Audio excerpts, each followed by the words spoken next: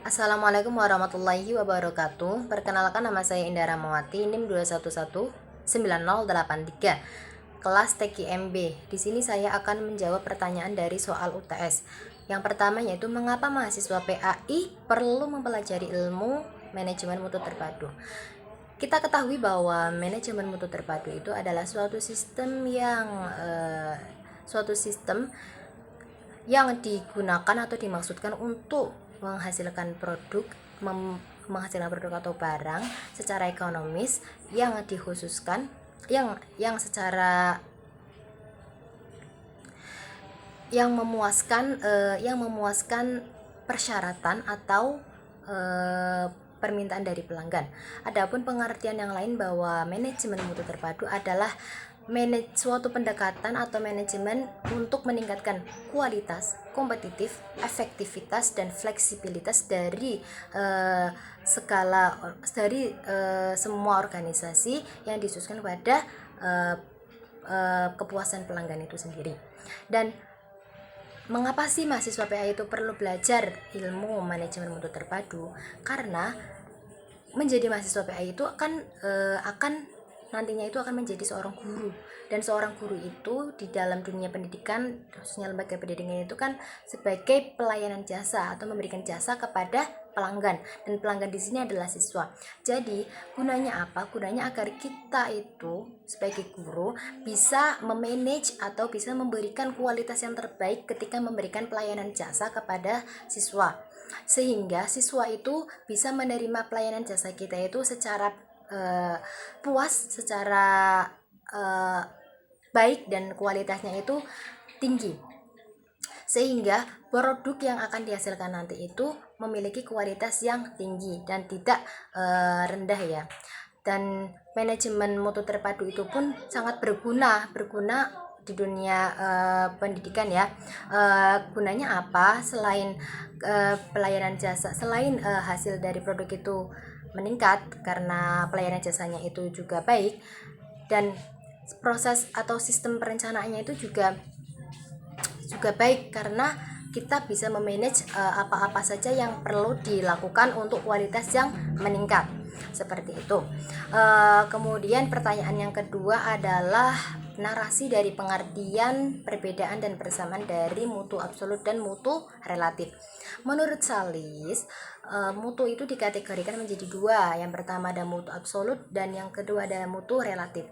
Mutu absolut itu merupakan mutu yang diakui oleh semua orang, dengan indikatornya adalah mewah, mahal, berkelas tinggi, elit, dan indikator-indikator yang menuju kepada mutu absolut. Dan kemudian mutu relatif itu adalah mutu yang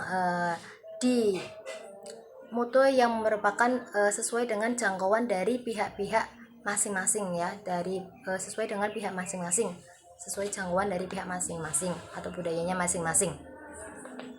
Dan contohnya itu seperti contoh mutu relatif itu ketika seorang mau menginap di hotel yang malamnya itu 2 juta dan orang itu berpenghasilan 10 juta, itu tidak masalah karena orang itu mampu. Dan sebaliknya ketika orang yang berpenghasilannya hanya 5 juta ketika mau menginap di hotel 2 juta itu akan keberatan, dan ketika melakukan atau menginap di hotel tersebut itu tidak sanggup, seperti itu. Itu adalah contoh dari mutu yang relatif ya.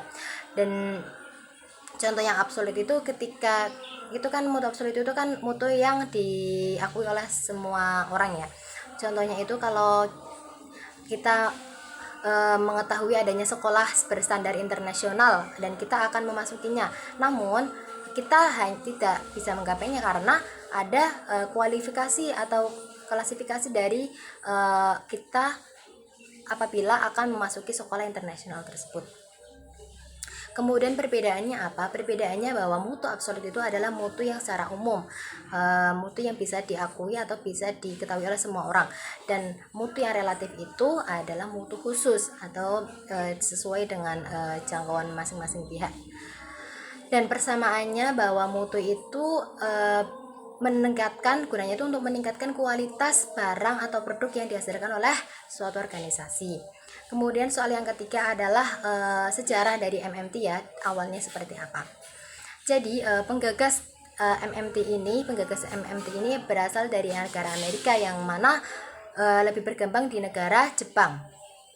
Sebagai negara yang menang sebagai negara yang menang dari Perang Dunia Kedua, Amerika dan para sekutunya itu diwajibkan untuk mengajarkan manajemen untuk membantu negara yang kalah. Pada hal ini adalah khususnya adalah Jepang, sehingga Aizen itu mengirimkan ahli-ahli manajemen untuk dikirimkan ke negara Jepang dan mengajari negara Jepang tersebut, penduduk negara Jepang tersebut. Salah satu tokohnya adalah Edward Deming.